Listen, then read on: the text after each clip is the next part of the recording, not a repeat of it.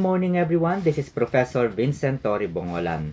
Kung kayo po ang tatanungin, agree ba kayo na ma-disqualify bilang Senator-elect si Senator Erwin Tulfo?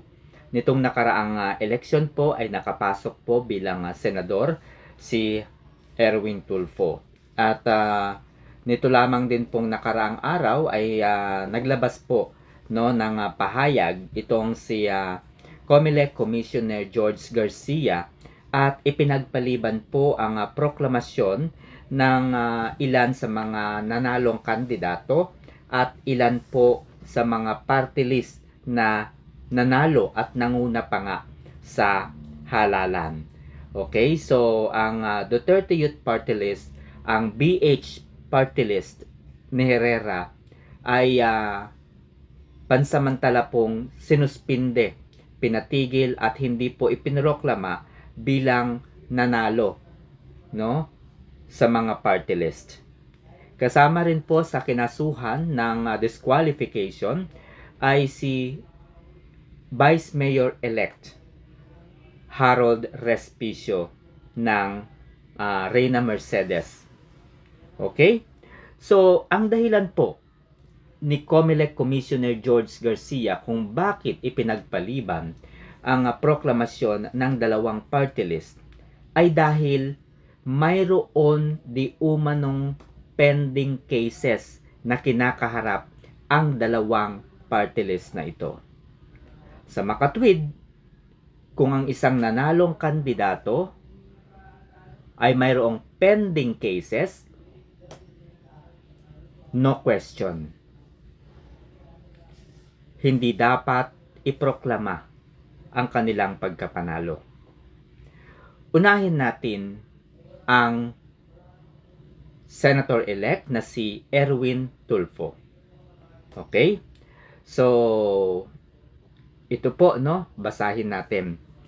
Si Erwin Tulfo, o mas kilala bilang Erwin Teshiba Tulfo, ay ipinanganak noong October 6, 1963 sa Tacloban, Leyte. Isa itong broadcaster at politician. At nagtrabaho sa iba't ibang media outfit, Iba't iba po yung kanyang naging posisyon sa ABS-CBN, TV5, PTV5. And has hosted programs katulad po ng Tutok, Tulfo at Ulat ng Bayan. Kung pag-uusapan ang kanyang political arena, Tulfo served as the Secretary of DSWD or Social Welfare and Development mula po noong June hanggang December of 2022. Maliit lamang na panahon ang iginugol niya bilang Secretary ng DSWD. At pagkatapos ay na-elect po siya bilang representative ng ACT-CIS Party List noong 2023. As of June 30, 2025, siya po ay nakatakdang maupo bilang Senator-elect sa Republika ng Pilipinas. Okay? Pag-usapan naman po natin ang kanyang pagiging US citizen. Okay? So, Tulfo's US citizenship has been a subject of scrutiny. He admitted to working as an undocumented immigrant in the United States during the 1980s and 1990s.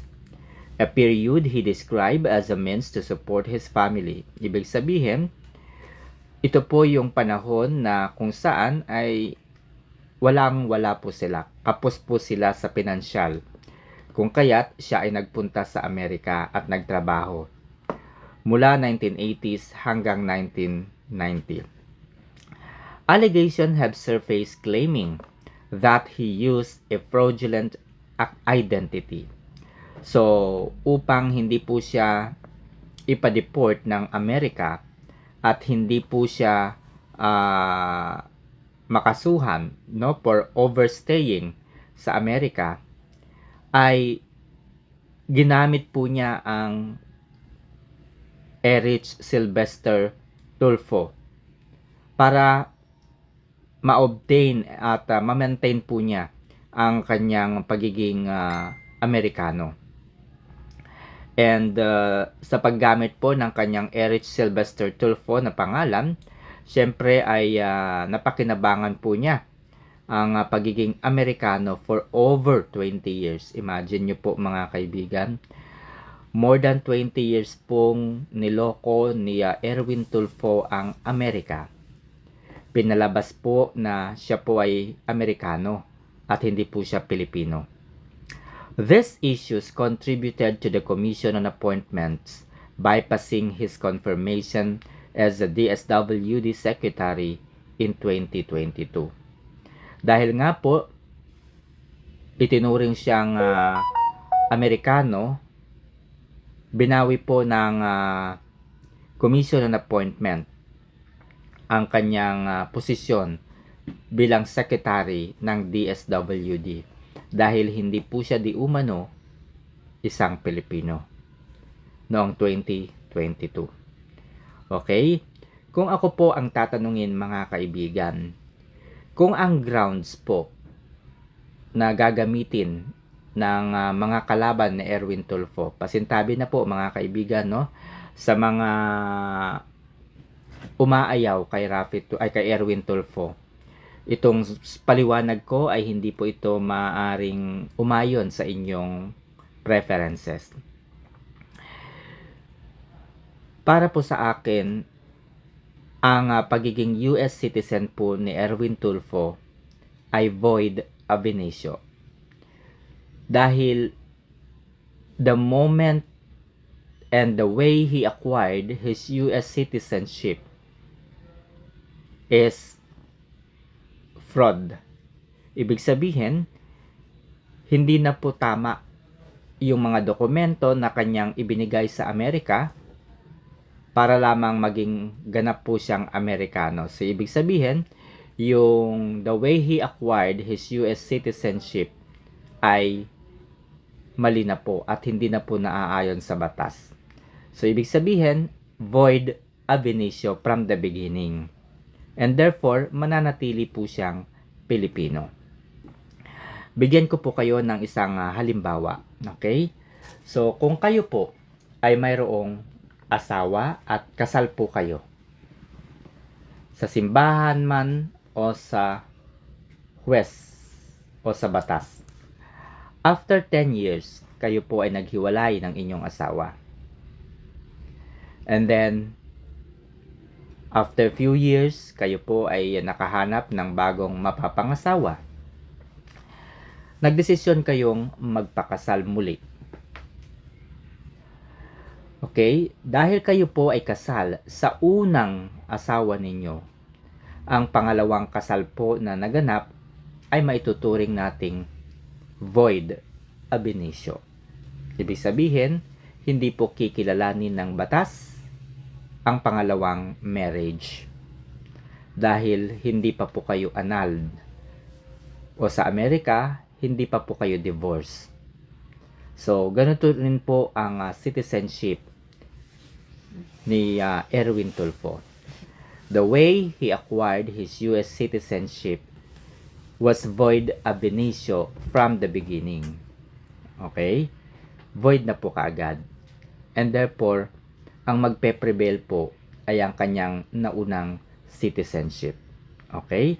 So, kung yan po ang dahilan upang pigilan ang pagiging senador po ni Erwin Tulfo, para sa akin, mali. Okay? Dahil para sa akin siya po ay isang Pilipino. Okay? So, disqualified lamang po siya dahil sa mga susunod na mga impormasyon. Ito po, siya po ay convicted for a libel case in 2008. The Supreme Court of the Philippines upheld Tulfo's conviction on 4 counts of libel related to articles he wrote in 1999 accusing a Bureau of Customs lawyer of corruption. So, ibig sabihin, there is a conviction on his part. Pangalawa, 2010 hostage crisis.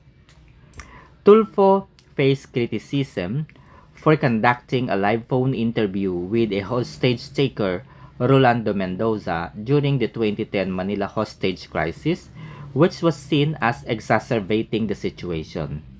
Pangalawang grounds po yan. Okay? Pangalawang grounds po yan upang hindi po siya maproklama bilang senator-elect. Pangatlo, tourism ad controversy.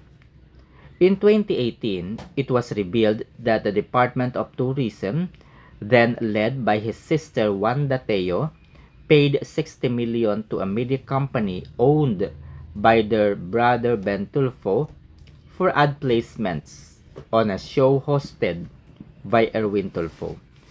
The transactions lacked proper documentations, leading to public outcry and Wanda Teo's resignations.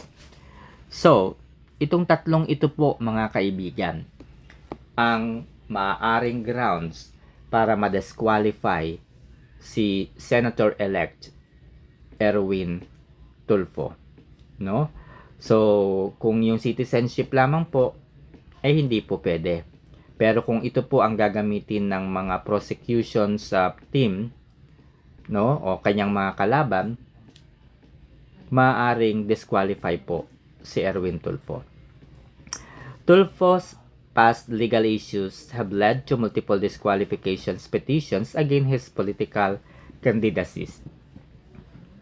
Petitioners argue that his libel conviction constitutes moral turpitude, a basis for disqualification under the Philippine law. However, some of these cases have been dismissed by the Commission on Election. Okay? So, mga kaibigan, kung kayo po ang tatanungin base sa inyong nalaman at natuklasan, pabor ba kayo na i-disqualify si Senator-elect Erwin Tulfo for the following justifications? His libel conviction in 2008, the 2010 hostage crisis, and the tourism ad controversy. Tatlo po yan na mga dahilan kung bakit para sa akin ay maaari po siyang ideklarang kumbaga hindi po madeklara bilang senador for this 2025 election. Okay?